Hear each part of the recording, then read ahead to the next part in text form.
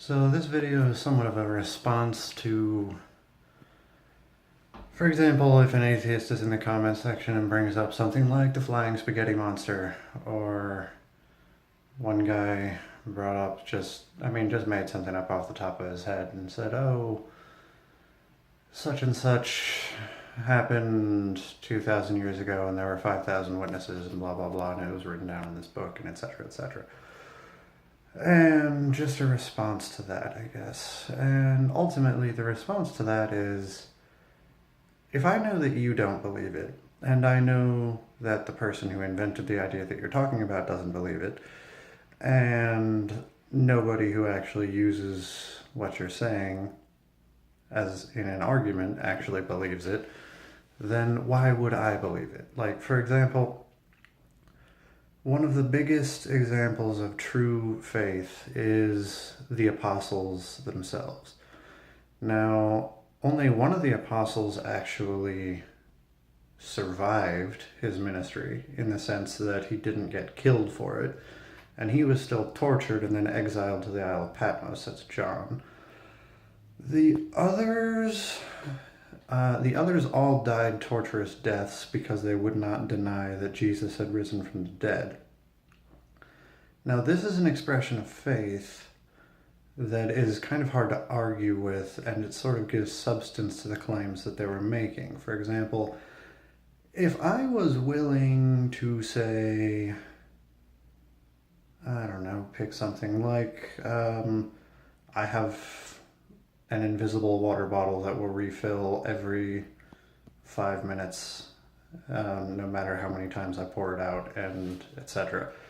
Like, whatever.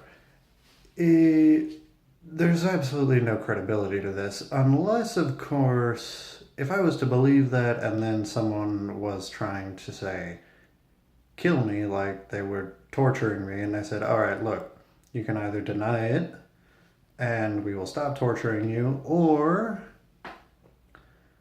you can keep affirming it and we will continue to torture you. And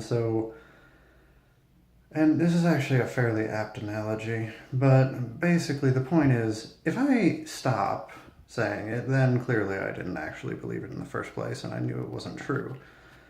But if I actually continue to affirm that even unto the moment of my death, there is the possibility that you might want to sit up and take notice. And seeing as all of the apostles weren't claiming, like, people, when I bring up martyrs and stuff like that, atheists will sometimes bring up, well, what about, for example, the Islamic people who, do suicide bombings or airplane attacks or this or that or the other thing? Or, when it comes to a Christian who's willing to get his head cut off for his faith without denying Christ, then there's always the possibility, well, he's just believing something that he was told, and therefore it doesn't really have that much credibility in that sense. But the apostles were not believing a thing that they were told. And herein is sort of the difference. As far as I'm aware, no, like Muhammad, for example, did not die a torturous death for the beliefs that he espoused. The apostles all lived in abject poverty, being hunted and persecuted and then eventually tortured to death for the things that they believed. And what they believed was that they personally had seen Jesus Christ rise from the dead. So ultimately speaking, there's always a couple of different possible explanations for the whole resurrection. One that is often put forward is that they lied and that they made it up, and that it didn't actually happen. And then I would just kind of have to ask the question, if they were lying about it, then why were they willing to be tortured to death for it? I mean, if I tell you a lie, when it actually comes down to the lie or my skin wins every single time. I mean, I'm not going to die for something that I know for a fact is false. And the fact that the only apostle who didn't die for his faith probably expected to die for his faith kind of leads to the conclusion, all right, they probably weren't making this up. Now, just because of the firmness of their belief in the fact that they had seen Jesus rise from the dead. Now, another possibility that is sometimes raised is the idea that, for example, they had a mass hallucination. All of the apostles believed that they had seen Jesus rise from the dead, but he actually hadn't risen from the dead. And ultimately, this doesn't really work in reality. I mean, if you can find me one documented case of a mass hallucination where everyone saw the same thing, then that kind of, like, the thing is basically that you can't. And if people have hallucinations, they are entirely private experiences. Like, I won't hallucinate something and then you be in the same room and then you have the same hallucination. Even if we both started hallucinating at the same time, we would fairly likely have totally different hallucinations. You could see this fairly easily, for example, if you had a couple people, well, I mean, just, I'm not going to go that route, but basically, the point is, it doesn't really make sense that they all had the same hallucination. And one thing that makes even less sense is that the Apostle Paul, who was making it his business to persecute and kill Christians, also thought he had seen Jesus rise from the dead, and he was willing to be executed for that statement. So you have 11 people who claimed that they actually saw Jesus rise from the dead, who died for his faith, who died for that belief.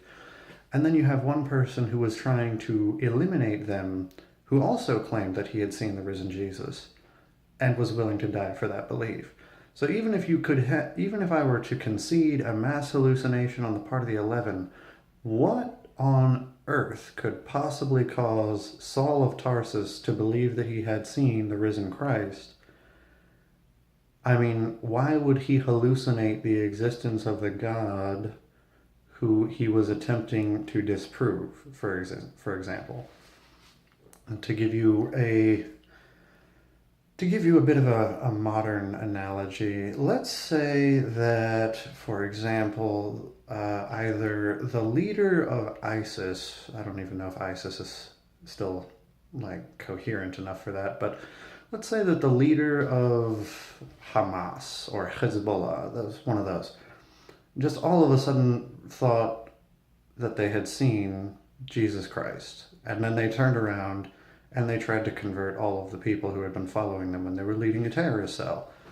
And this would be the kind of thing that I honestly hope would make people start to sit up and take notice. But, or a more Western example, for example, Richard Dawkins. Let's just say that tomorrow Richard Dawkins gets up on one of his speaking tours or whatever, something like this, and then he says that, as I was walking down the street to go and grab myself a coffee or something like that, or, he's walking down along the paths of Oxford University or something, and then he says that he saw a great light and Jesus Christ spoke to him and told him that he was the Messiah, the Son of God, and the Savior of the world. What possible reason could there be for Richard Dawkins to hallucinate Jesus Christ as God? I mean, I can't really think of one, so if you can, then I don't know. So, I mean, the idea of the whole mass hallucination thing doesn't really make a lot of sense. And the idea of, for example, what's it called? Some people put forward the idea, well, Jesus didn't actually die on the cross, but in fact, he sort of fainted and they thought he was dead, or he was in a coma or something like that, and then he actually did just sort of get up and walk out of his tomb, but there was nothing supernatural about it. And the problem with this theory is actually manyfold, because when you actually think about what he endured, not just on the cross, but preceding the cross, I mean, he was beaten, scourged within an inch of his life. He was forced to carry his own cross until he either drops it or collapses. Then he is taken up this hill and he is nailed through the heels and through the wrists with nails roughly the size of railroad spikes. And then he's hung there for about an entire day before being stabbed in the chest by a Roman centurion, wrapped in incredibly heavy burial wrappings, put into a sepulchre with a giant stone slab over the roof of it, or the mouth of it. And then he has to survive without medical attention, without bleeding to death, without dying of shock, without any of these other things.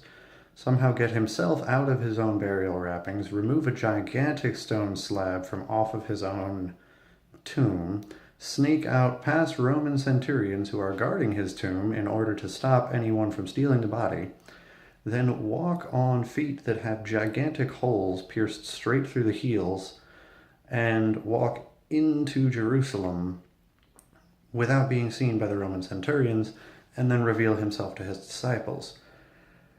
And this requires more miracles than a resurrection. So, if you want to put that forward, that's less plausible than the fact that Jesus rose from the dead. And then you still have to explain the fact that Saul of Tarsus claimed that when he saw Jesus, he was in shining glory and not just a regular dude walking down the street, which really would not make any sense. So the options... Oh, I actually do want to go back. The mass hallucination thing doesn't work for another reason, because the body was actually gone. So somebody still would have had to have removed the body. And it couldn't have been the disciples, because according to this hypothesis, they all massively hallucinated that Jesus actually rose from the dead. So if they're all having this hallucination, then who stole the body? Because the Romans and the Jews admit that the body was not there. That would be another question that there's not really a coherent answer for. And yeah. So, and I will also briefly address the possibility that some have put forward that all of the records of the gospel, the burial, the resurrection, all of that were actually written like centuries later, and it wasn't actually a thing, and none of the apostles actually even died in the first place because none of them were actual people. The difficult problem with this is that we can actually trace, for example, the ministries of people who served directly under the apostles to the people who followed after them, to the people who followed after them, to the people who followed after them, going all the way up to the present modern day. And this also doesn't take into account things like Josephus, who made reference, he was a Jewish historian from either late 1st century or early 2nd century, makes direct reference to James, the brother of Jesus, the so-called Christ, as he says. And then you also have Roman government officials who make reference to Jesus, make reference to the resurrection, all this kind of stuff. So basically, you have a whole bunch of opposition sources that go back to about the time of the resurrection, making claims about, for example, the apostles and even Jesus' own brother, according to the flesh. And so it really would make absolutely no sense to state that, all right, well, absolutely none of this even ever happened. The apostles weren't even people to begin with, neither was Jesus, so on and so on. There's not really any historical backing for that claim. There's plenty of opposition sources that will confirm the fact that at minimum certain things happened, such as Jesus dying on the cross and his empty tomb later on, and the apostles and their ministry and so on. And so ultimately what I'm basically getting at is the reason bringing up, well, there's a flying spaghetti monster and so on and blah, blah, blah, blah, blah, I've said it, so you just have to believe it by faith. Yeah, but the difference is, when Christianity was beginning, all of the people who can be said to have started it completely believed everything that they said, to the point that they were willing to die for it. The people who invent the flying spaghetti monster don't even believe in him, so why would anyone else? This is what it says when faith is the substance of things hoped for, the evidence of things not seen. If people actually live like it is true, to the point where they are willing to die for it, and they're not going after what they've been told, it lends so much more credence than just, well, I made this up off the top of my head, just believe it. Anyway, have a good one.